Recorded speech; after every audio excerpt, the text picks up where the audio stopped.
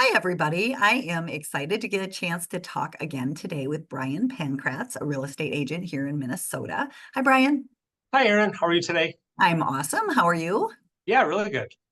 I we were talking about what would be a good topic to share with people, and something that we see becomes a struggle for a lot of people in this market, especially, is their desire or their need to buy a bigger house and their thought that maybe they can't do it. So first, let's talk about like why would somebody want to move when they're in a place where maybe they're looking at interest rates and thinking they're high? Do people move because of interest rates? Yeah, that's they shouldn't. Usually the reason someone moves, the reason you should move is because you want to move, or you need to move. A good example, and I come across this all the time. I have first-time home buyers. They live in a townhome or they have their first house and they outgrow it.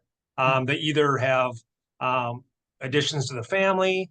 It could be that they have a job change and they want to get closer to work. They want to have that commute be 15 minutes and not an hour and 15 minutes. Mhm. They could even have a parent move in. We're seeing a lot more of that where, a bigger house with an extra room for a mom or dad, or mom and dad, is needed. So there's lots of reasons people need to move, want a bigger house. Could be school systems as well. Kids are now school age and they decide, you know what, this system over here might be better for our needs. So there's lots of reasons people want to move.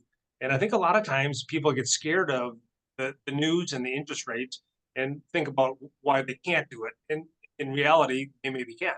Yeah, no, you're 100% right. And it's interesting that comment you make about people moving in with their parents is that what I am seeing that a lot on my side is I'll have a couple and their parents both selling their houses and combining households so that they can care for their ailing parents. Yep, exactly. Yeah. So when people are listening to the news on interest rates and thinking they can't do it, I mean, we've been talking about there's a lot of ways that you actually can make this work, and maybe things you just haven't thought about. So let's talk about what those are. Yeah, I think first of all, a lot of people, a lot of my listing appointments when I'm talking to people, um, the house is worth more than they thought. And so they have more equity in the house than they realize. And with Mhm. that equity, they can do lots of things. They can take it all towards the new down payment after they sell it. Or there's some more creative things. And you can maybe talk about this on what might help them get their monthly payment down, which is the number one, right, issue or concern is what is that monthly payment? Well, and it's really interesting to me on the financing side is that I find that as a culture, we become very fixated on what our house payment is.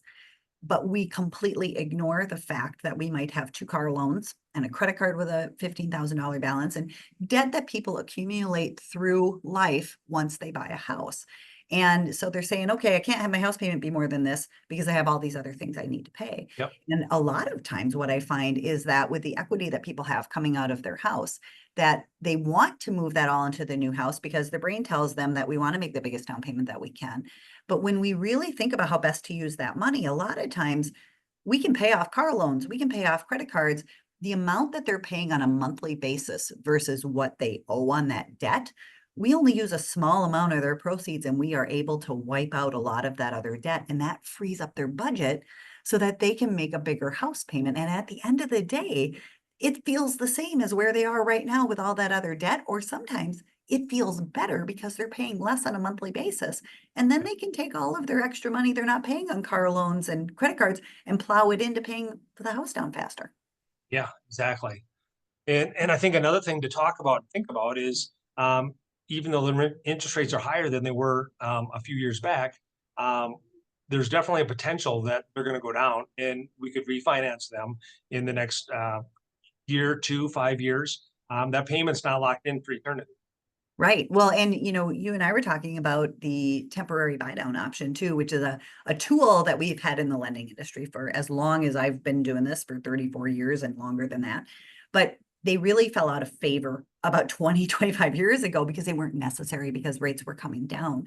But what a temporary buy down does is, let's say your interest rate is 6.5%, but you weren't real comfortable with what the payment is there.